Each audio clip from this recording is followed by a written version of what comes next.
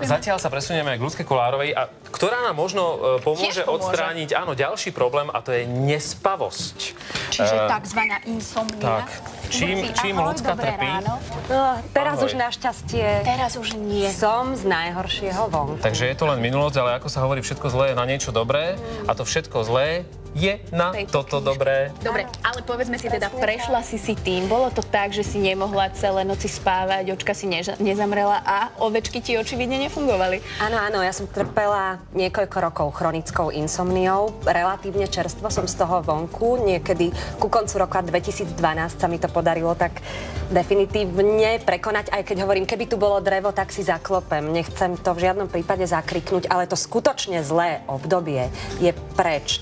Tá chronická, naozaj ubíjajúca nespavosť, ktorá spôsobovala, že som niekoľko dní za sebou v takých cykloch nespávala, alebo som spala len 2-3 hodiny v noci.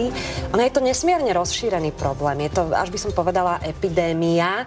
Naši odborníci, psychológovia, psychiatri určite vedia, o čom hovorím, preto, lebo tých ľudí pomáhajú im a snažia sa ich dať do poriadku, len je to tabu, nehovorí sa o tom, lebo neschopnosť zaspať nie je sexy ani cool. No, tuto sa nebudeme pýtať, že ako sa to prejavuje, lebo to je, hádam, jasné, ale skôr, čo to môže spôsobiť? Ty si človek, ktorý chodí do telerána, si na kamere, takže potom je to asi veľmi ťažké. Áno, a čo to spôsobilo? V mojom prípade to bolo viacero faktorov. Ja som perfekcionista, ja chcem, aby vždy všetko bolo tip-top, čiže ja som si tú nespavosť vyvolala sama. Ja som si ju spôsobila tým, že som samú seba dostala pod tlak, že sa musím dobre vyspať, aby som výzvy a prácu vo svojom živote, lebo ja mám aj mnoho inej práce, aby som ju zvládala. A práve tým som si to spôsobila. Ako náhle sa človek dostane pod tlak, že musím zaspať. Čím viac to chceš? Presne tak, spánok je ako láska. Nemôžete si ho vynútiť, nemôžete si ho vymodliť, nemôžete si ho vysnažiť. A to je práve tá chyba, ktorú mnoho ľudí, chronických insomniakov alebo insomniakov robí, že si láhnú do tej postele a začnú počítať ovečky a začnú sa snažiť a bojovať o ten spánok.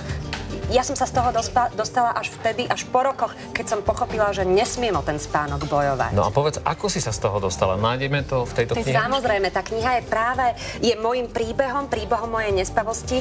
Myslím, že bude pre množstvo slovenských nespavcov aj veľkou útechou, že pochopia, že s tým problémom nie sú sami, ale bude možno aj takým malým manuálom, lebo ja tam celú tú svoju cestu z tej hroznej, ubíjajúcej, zničujúcej nespavosti až po tú príjemnú fázu, v ktorej som konečne teraz, opisujem. Ja som nesiahala po liekoch na spanie. Takže mám pred nimi rešpekt, nechcela som to takto riešiť. Ja som sa z toho dostala len sama veľmi zásadnou zmenou svojho životného štýlu a prístupu k spánku. Proste prestavila som svoj prístup, Angličania by povedali attitude, postoj, prístup k spánku. To je dôležité. Lucia, ale nebolo to tak, teda ja neviem, nestalo sa mi to, že by som niekoľko dní po sebe takto nespala, alebo teda spala 2-3 hodinky, že potom naozaj po tých pár dňoch prišiel už ten konečne taký úľavový spánok z tej veľkej záťaže, ktorou si...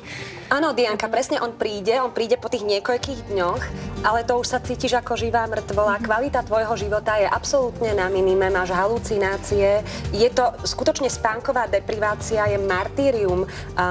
Nie je náhoda, že ju používajú niektoré krajiny pri trápení zajacov alebo vypočúvaní. Lebo zober niekomu 4 dní spánok a podpíše ti všetko, alebo vyklopí ti všetko. Takže, a aká bola tá tvoja otázka, prepáč? Že ako som s tým žila, alebo ja som, možno si spomeniete na jedno obdobie, keď som aj sem, hoci toto je môj druhý domov a mám to tu strašne rada. Chodila som sem výrazne menej, asi pred rokom, 2, práve preto, že som už bola tak strašne unavená, že som nevládala ani rozmýšľať. Ľudská, prepáč, skočím ti do toho. Niekto sa možno nevyspal tiež už niekoľko dní. Teraz nás sleduje a túži potom sa dnes vyspať. Tvoju knihu ešte nemá, tak daj nejakú takú rýchlu radu, aby to mohli dnes večer vyskúšať. Začnite aspoň s tým, že si budete líhať a vstávať v tých istých časoch. Pokúste sa aspoň začať týmto veľmi zásadným krokom. Ostatné už nájdete tam a ja chcem zdôrazniť na záver, priatelia, Ja nie som odborník, nie som psychológ, ja som, povedzme to tak, pacient, bývalý pacient alebo trpiteľ. Čiže je to kniha písaná z pohľadu amatéra, toho, kto si to odžil na vlastnej koži, ale rozhodne nečakajte odborné rady. Odborné knihy existujú o nespavosti. Toto je prvá spoveď toho, kto to zažil. No ale zároveň si niekto, komu to pomohlo. Rozhodne. To je dôležité. Tak, bola to pozitívna výzva v mojom živote. Ja tú nespavosť, aj tú skúsenosť s ňou vnímam ako niečo, čo sa malo stať. Možno práve preto, aby som o tom podala posolstvo, pomohla, utešila iných.